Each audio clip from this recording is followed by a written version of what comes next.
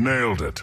Hey, I'm Bob. I'm Jake. We are Nailed It, the podcast. Our very first remote location podcast today with our good friend Richard of TwinDix Guitars, also my bandmate.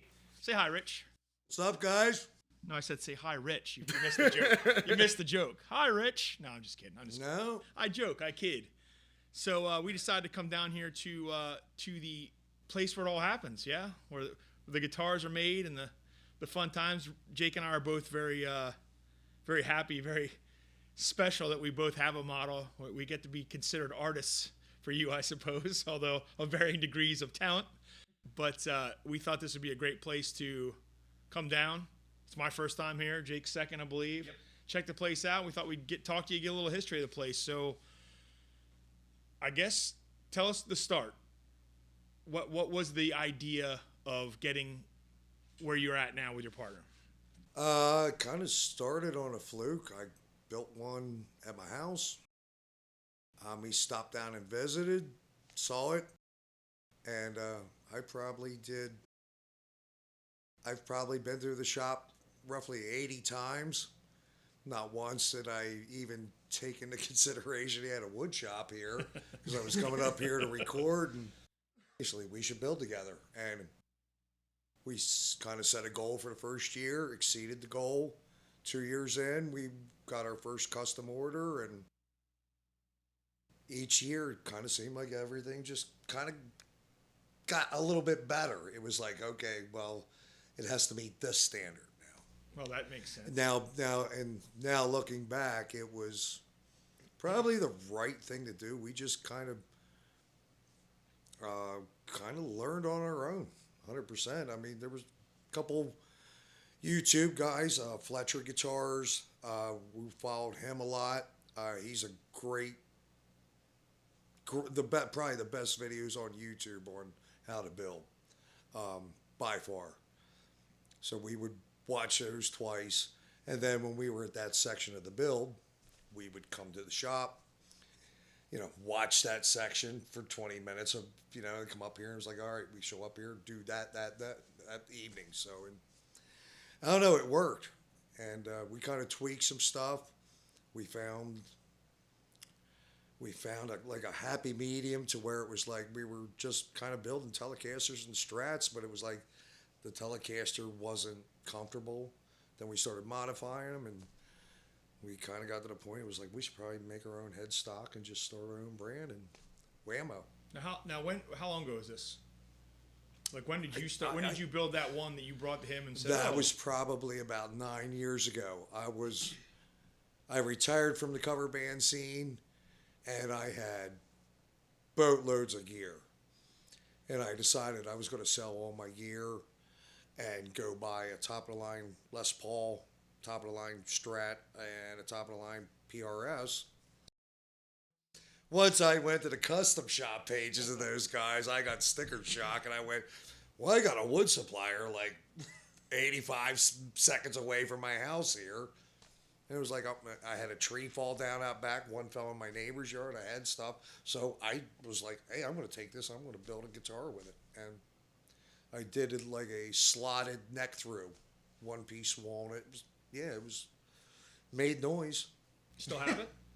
Yeah, that one's at my house. You keep it at home just to remind yourself where you came from? Like, never forget where you came from. Absolutely. Like, That's cool. Yeah. Same thing with the one we did together here. The number one, that will never leave here. I want to backtrack a little bit, but you, obviously, I've known you for any number of years now. Let's just say at least 20, minimum 20. Yeah, almost as long as actually Jake's been alive. Yeah. That's not even a joke, unfortunately.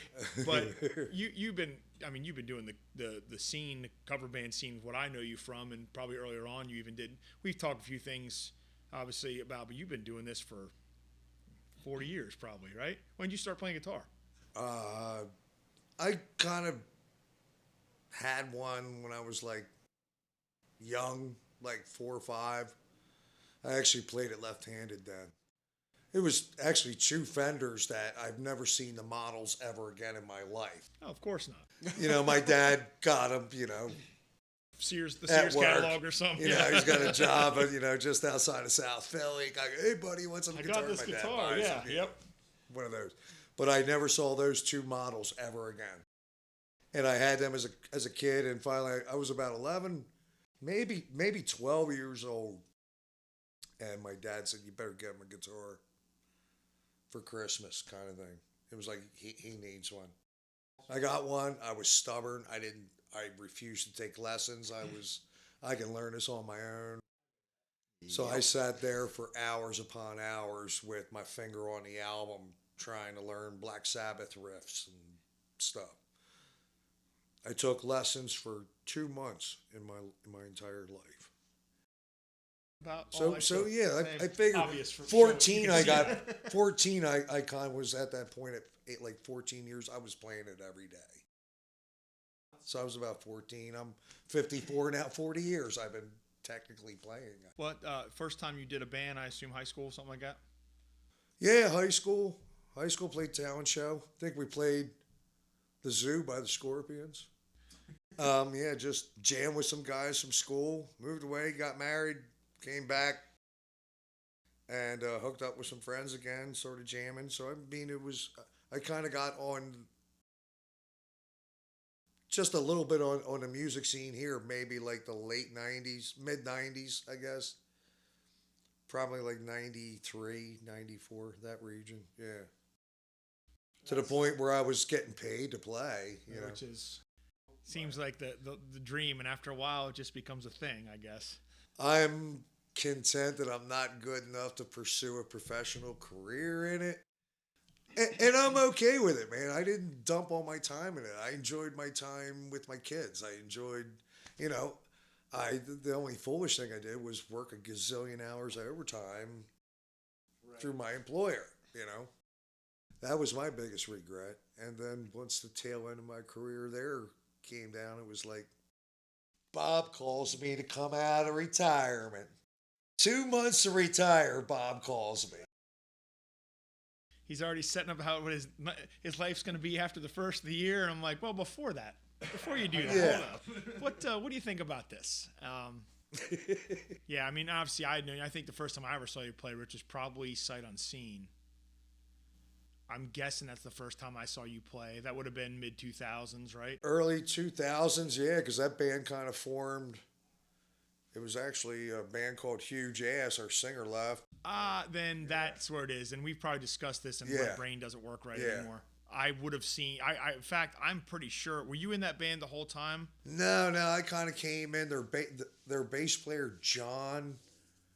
I can't remember if he was focusing on school or something, but John wasn't available. And band I was with, we did a couple bills together with Huge Ass. That's why I asked. Then Steve reached out to me, and I'm like, "What's up?" He goes, "I kind of need a bass player playing the Westgate this Friday." I was like, "Send me the set list." And I'm not a bass player, but I can kind of play root notes for freaking 45 songs. Why not? You know? So I went there, played bass for a while. That's why he won't build a bass. Then he started booking it. Then he started booking it heavy, and once it got rolling, it was funny. I remember Steve, our singer, went to Josh, the other guitar player, and told him, and he was like, "All right, what I'd like to do now is I'd like to have half the night you playing guitar and half the night you playing guitar, and you guys swap bass for half and guitar for half the night." And I was like, "Okay, cool, it's fine with me." Got done the first song, and the other guitar player looked over and was like, "Oh boy." Yeah, I did at least one or two shows with Huge Ass back with Instant Transmission, but I don't know. I'm not sure that you were in the band because I feel like I would have remembered meeting you then. Yeah. And I feel like I may have saw the band somewhere else, maybe a Fat Daddy's or Village, maybe.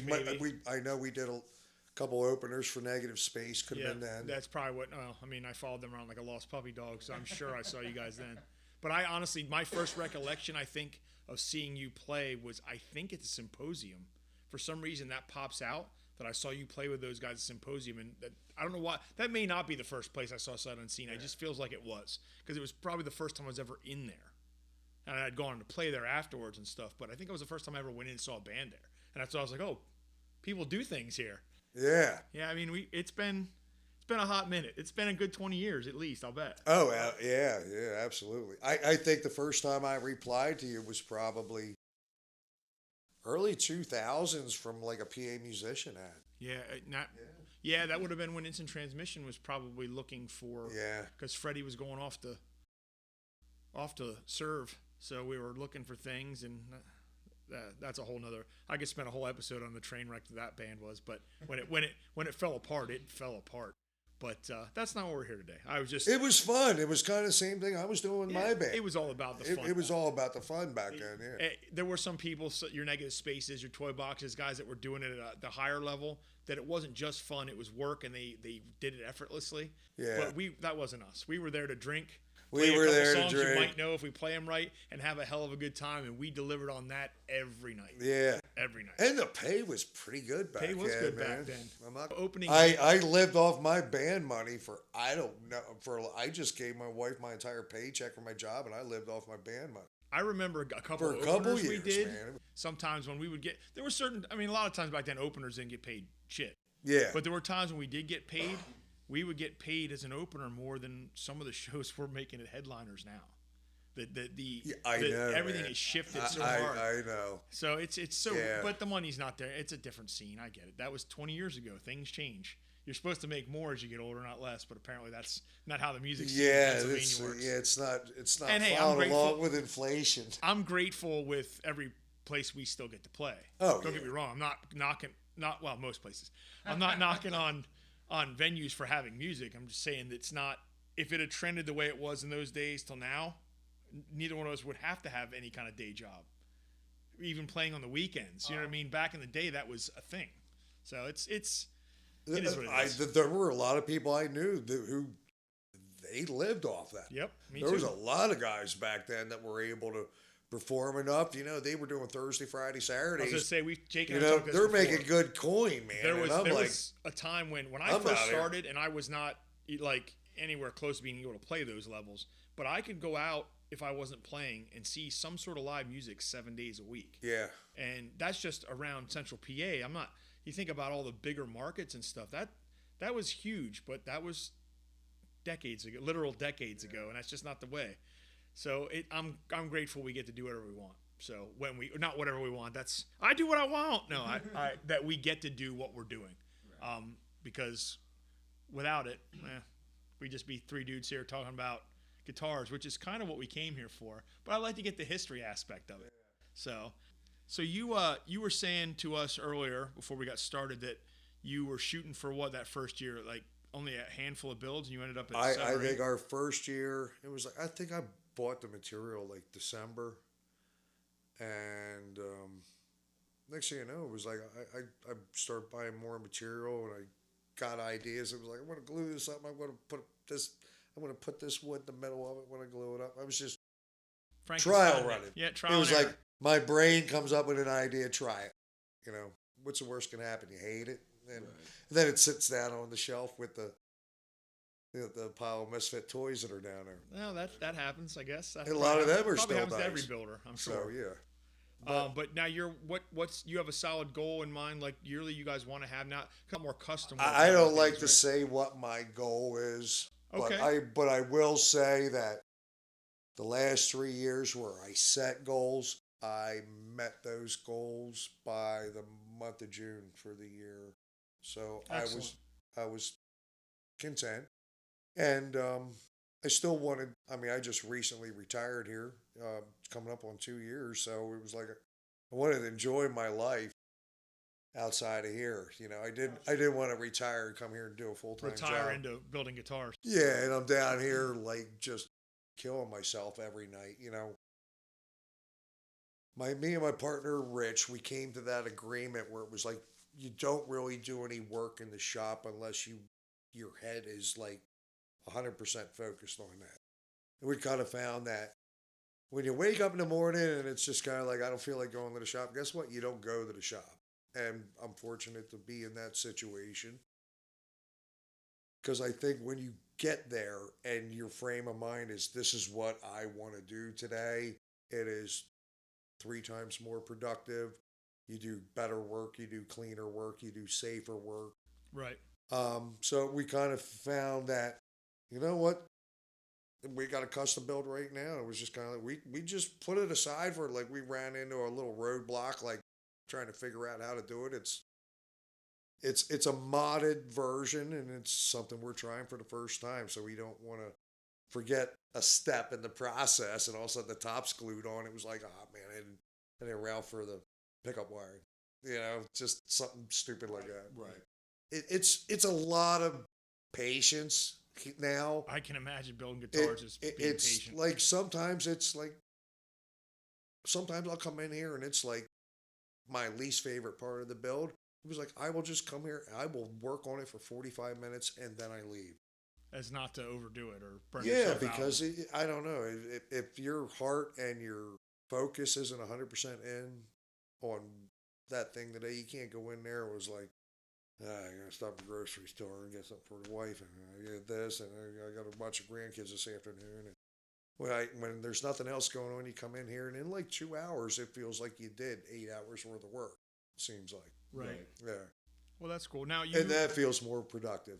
you so we won't give away your goals and secrets, but you are doing more custom work obviously than when you started. Do you just wait till someone comes to you and you decide that's, or do you say, if we're going to do a custom job, we should probably only do this many, or is it based on what you need? Like this one currently, because it's modded and different, it's just whatever comes out from it. So if you get that one guitar done this year because there was a lot of new stuff to try, so be it.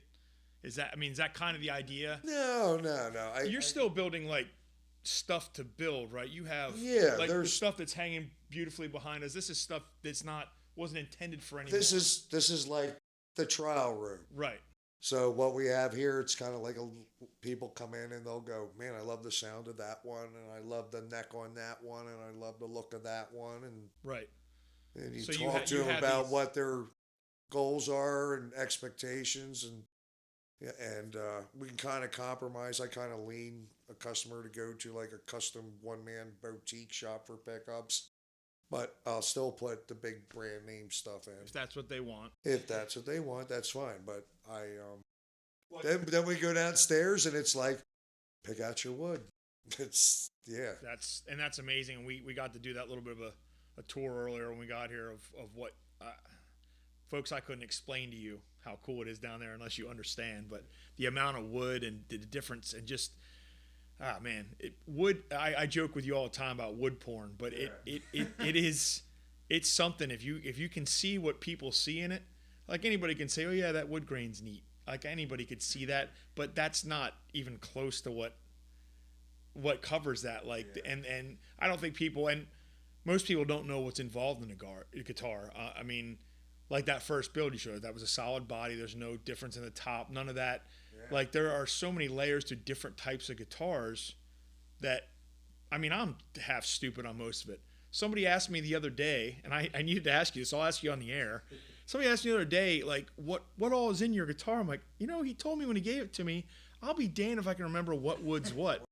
Yeah, I enjoy it so much, the feel of it, the sound of it, that to me, I know that's the end result of pieces coming together, like different woods, different tones. Yeah. But to me, I'm like, this is it. See, some guys, I'm sure you come in and like you said, you steer them. Well, this is your body. This should be your top. Maybe this is the neck you want. This is the fretboard. There's all those pieces. To me, I'm like, oh, this is beautiful.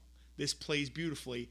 To me, it stops being about that because I'm not that entrenched in the guitar itself as to what it does for me. You know what I mean? Like, whereas like Jake, I think Jake understands, as you're talking, this neck feels different than that. I know this sounds different. There's guys who have completely different levels of understanding guitars. Yeah. Because I'm the kind of guy who could go and pick something off the rack and think, this is great, and not ever really care about how it was built.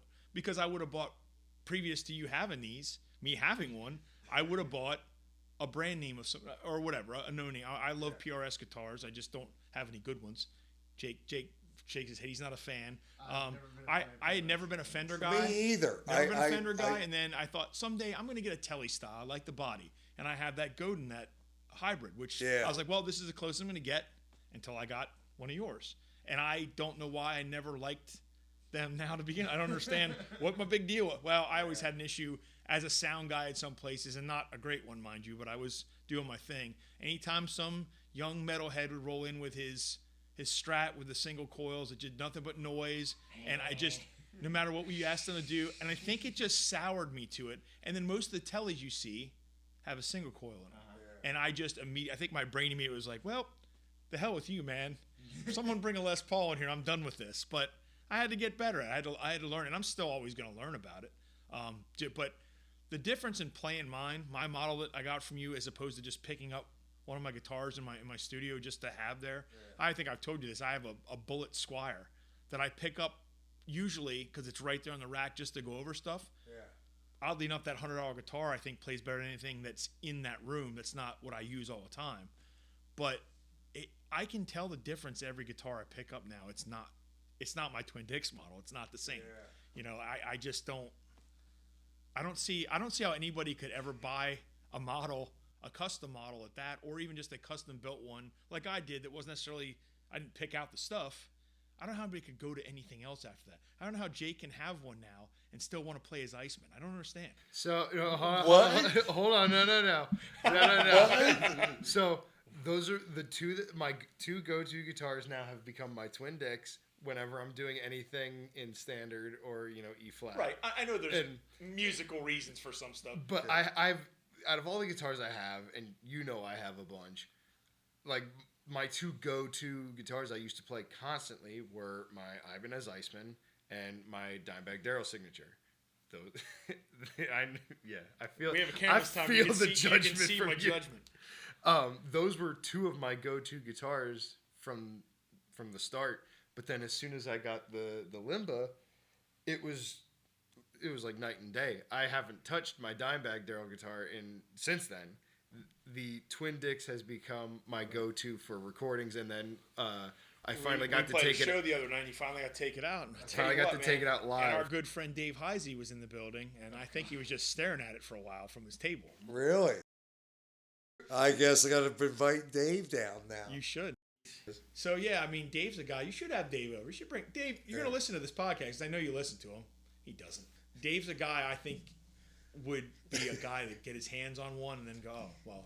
Yeah. Oh. Dave has himself a nice little studio in his house and quite a collection of guitars. I thought I had too many guitars I don't play, but Dave has just as many he plays. I'm supposed to go over there this weekend. Yeah. He's definitely somebody that would be cool to have over here, and I'll bet it wouldn't take you long to be like, so, this is what I want built. Dave might be a guy to talk to. Look, I'm trying to sell it for you. Anybody listening, Rich, we have to talk to you. I'd be tickled to death to have Dave part of the family, man. So, I would. You, there's actually a couple, there's a lot of local guys that I have reached out to. I have, I reached out to Ed a while ago. I reached out to Hunter Rook. I reached out to him. I love what he's doing, man. I was always a huge Medusa's Disco fan. I love that band. I was actually going to ask you who are your official, discounting the three people in this room. Yeah. Who are your official artists? I'm technically not an artist. You're just a showcase. Yeah. You go out and showcase your wares. I'm just out there being the marketing manager. I'm not only the president. I'm also a member. Let me see. Like right now. So obviously, technically, since the headstock changed, and that's kind of when it technically began. Like there's a lot of local guys here who've got like builds from me in the past here and stuff. But what you would call official? Yeah, I mean, there's guys that got builds from us before the name was, created and all that stuff. But since then, I mean, we've got. Well, I'm trying to think of everybody right now. You. Andy Mowat, Trey Alexander, Alex Lee Warner, Aaron Abercrombie, Tom Patty, Rafe Groves. Come on, man! I bought 20 hats. I'm Did I miss Alex when you were saying that? Alex Warner. Yeah. Alex is amazing, man. I'll tell you that I can't believe at that age he's that good of a player because he's incredible. Rafe is another one. I mean, there's age doesn't matter here, man. It's all about can we provide you with something to inspire you to play? And And that's kind of the goal. that's definitely Yeah. a good way of looking at it, because I think that's probably what most anybody who's picked one up could probably feel that way. I think. So when I first sat down at my recording station, if that's what you want to call it, Right. when I first, Kitchen table, yeah, go on. yeah, when I first sat down at my little kitchen table with my computer, Studio's a studio. Go on. yeah, and plugged everything in and actually ran the Limbastrat through my head rush into my computer. I immediately started recording with it because trying to follow the tradition that I did last year, and we're still talking about that Christmas thing. Right.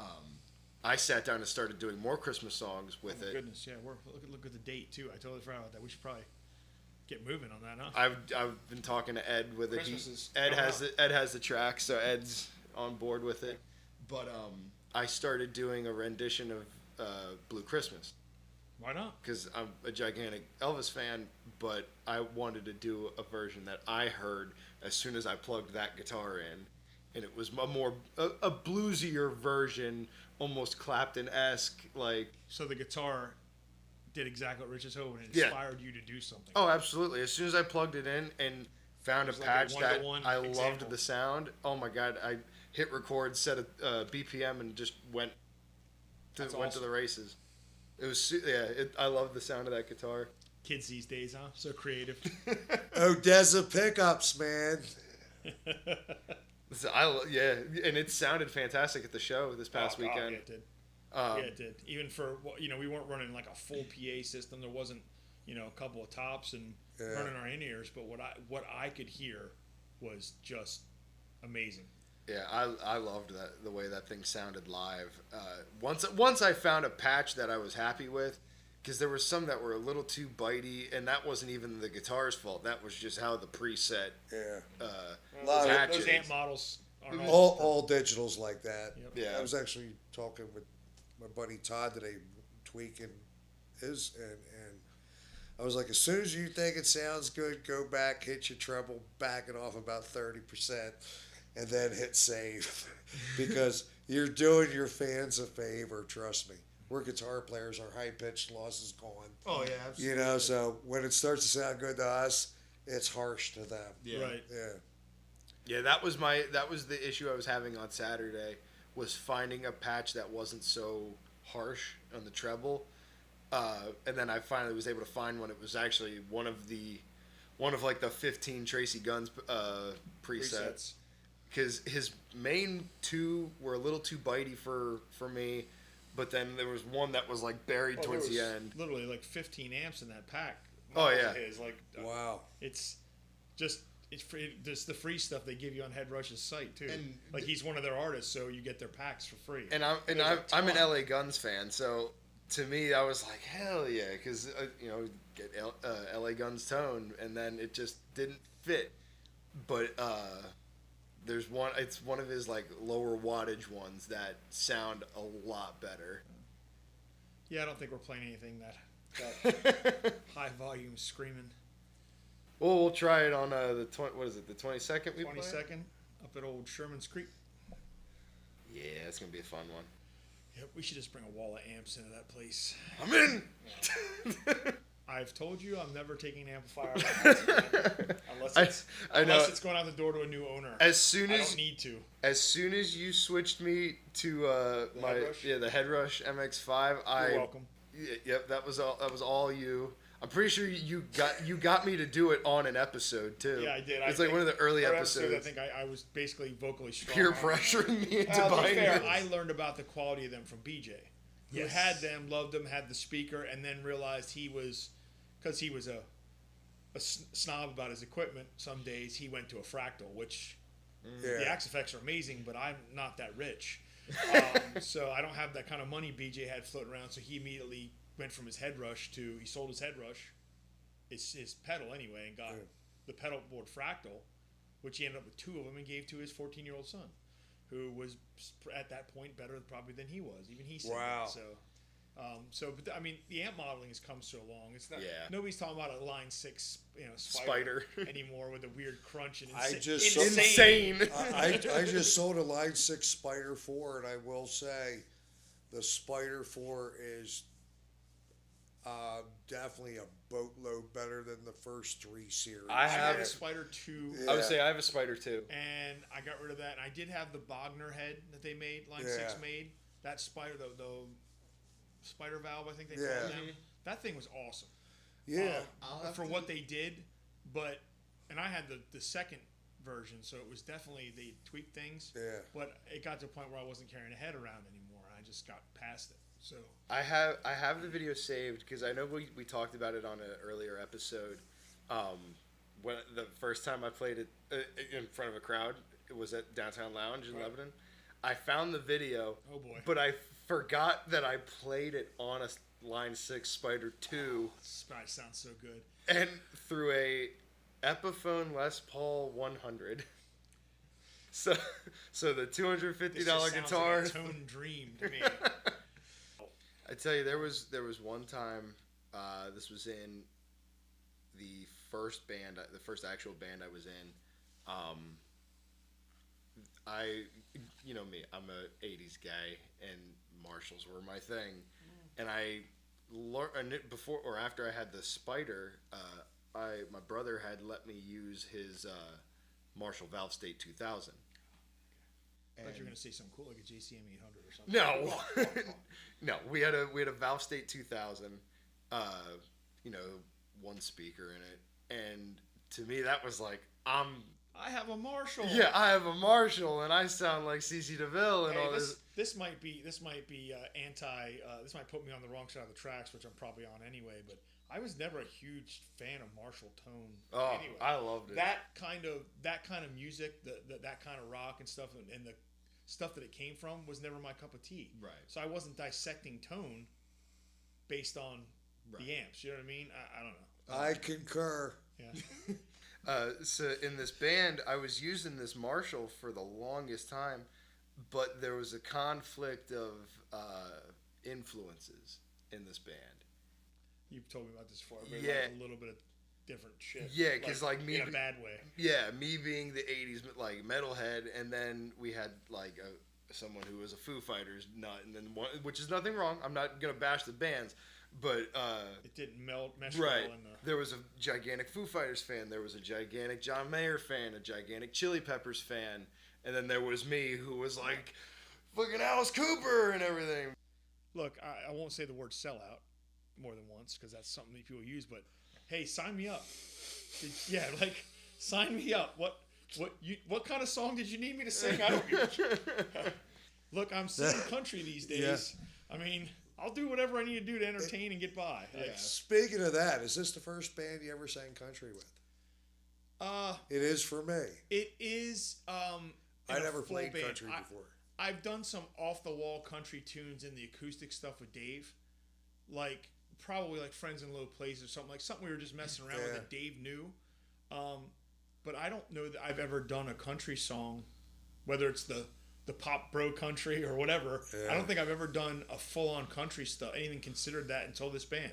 But you know what? That's because I refused up to a certain point, and now I get it. If we're up there entertaining people, they want to hear one or two of these things, and I was against it until I saw how they reacted to it. Mm-hmm. Yeah. Like, all right, never mind. I'm just here to entertain these people, which is again exactly what we're doing. We're there to entertain people. As long as there's certain songs I'm always going to say no to. There's just stuff I don't want to do, or no, I can't do any justice. But at this point, there's not much I won't try once to see if it works. I mean, they may not always work, but I'll try them. And there's stuff I love. We talk about like Huey Lewis. I love that band, and it just didn't work. And it breaks my heart because I know that crushed me, Huey Lewis. It just didn't work. Sometimes the best ideas don't track when you get together, and that's okay. Yeah. Especially when you're doing covers. I'm just going to sit back and let you guys pick the stuff out, man, because I remember, like, in the beginning, it was kind of like there wasn't much country in there. All of a sudden, it was like, we should probably play this Luke Bryan song, and I'm like, never heard of her. and then I put it on, and I'm like a minute and a half in, and I'm messaging back to these guys like, what is this country rap? Like what Yeah, what is this? New country. And I was like, I am so not into this. We show up.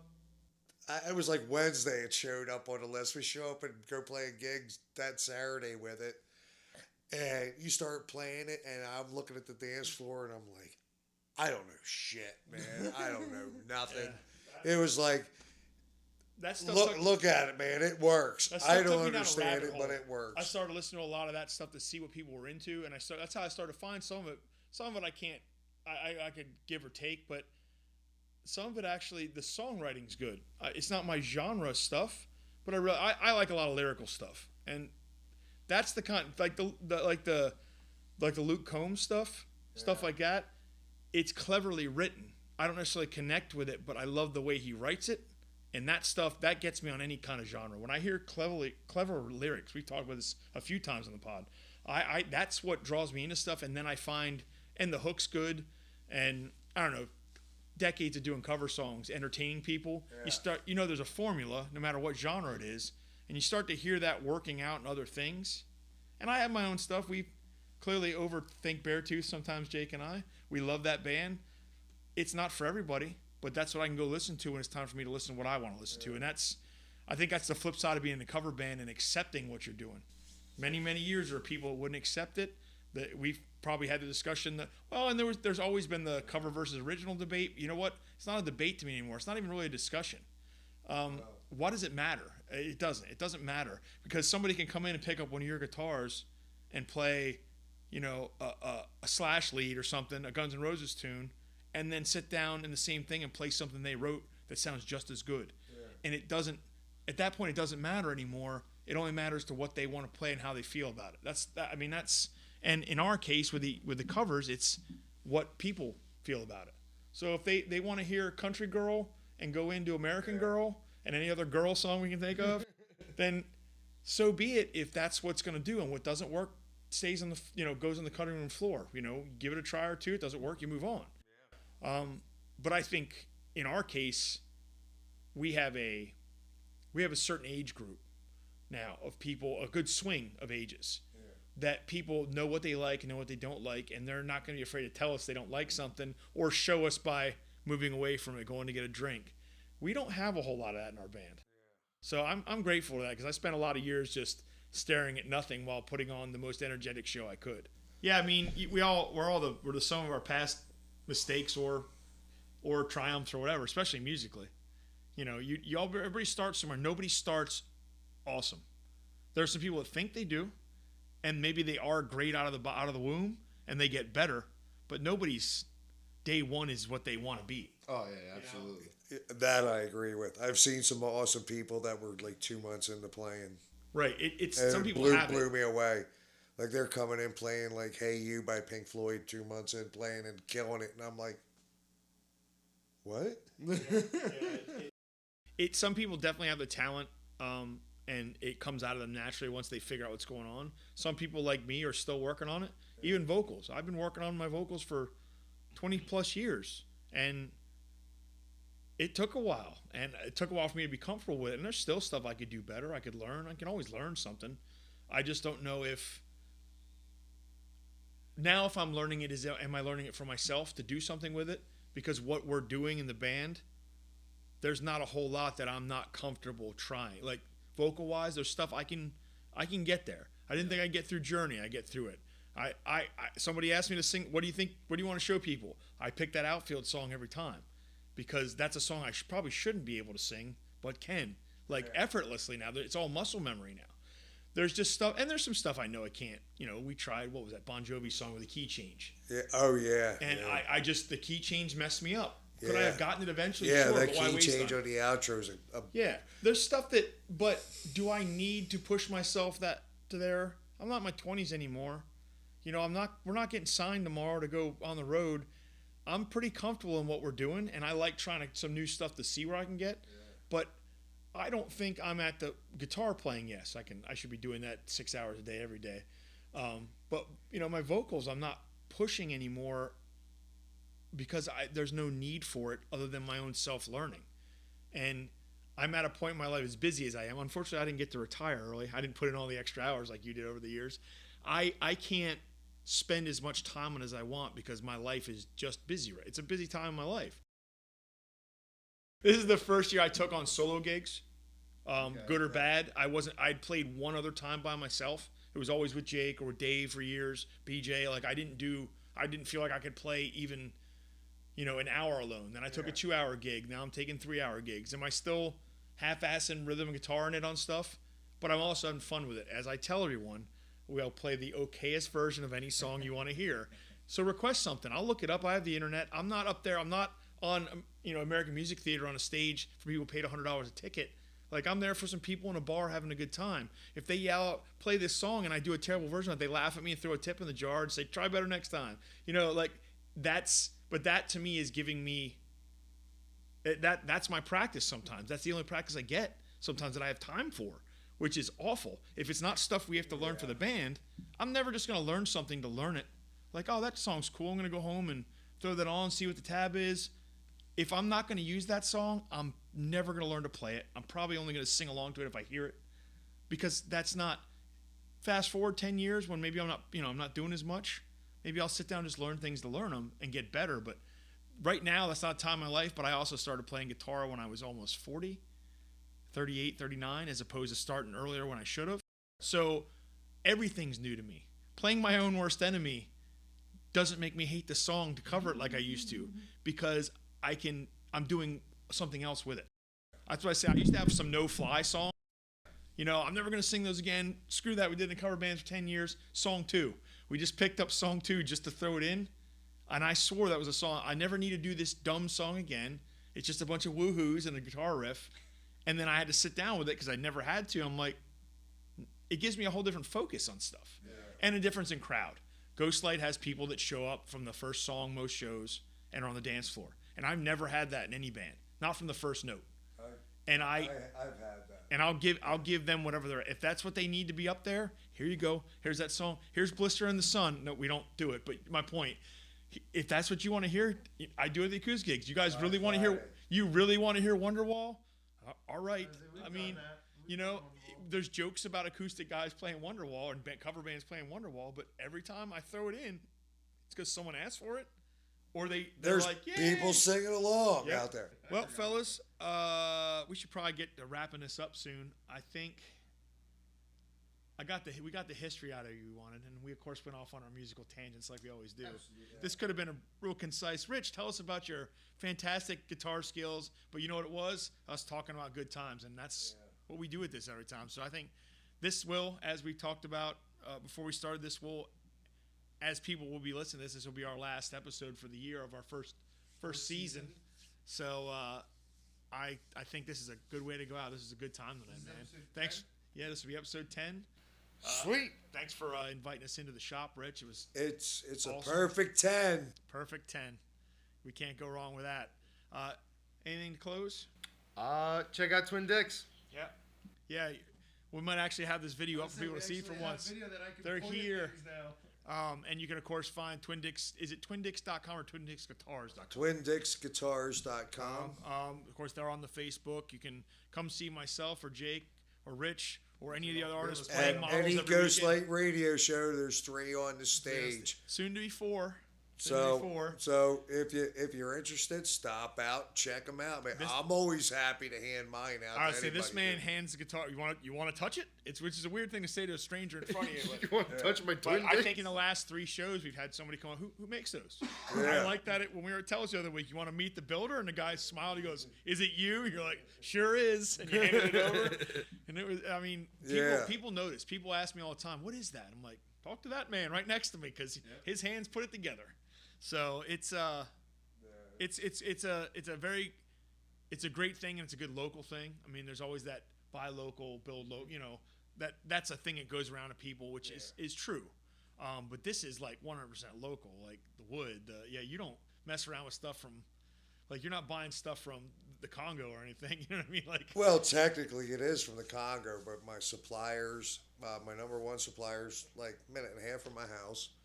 My number 2 supplier is 22 minutes from my house, and I utilize 3 other wood suppliers In effect, throughout the U.S. Yeah, So, not that you're not getting exotic woods or anything, but you're buying stuff that's local to the area for the most part. Yeah. Most of your stuff comes locally sourced.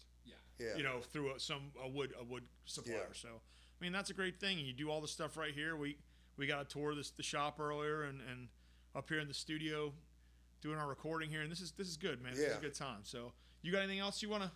No, man. in? Lifetime warranty with your builds, man. Like, stop out, check it out, pick out your wood, man.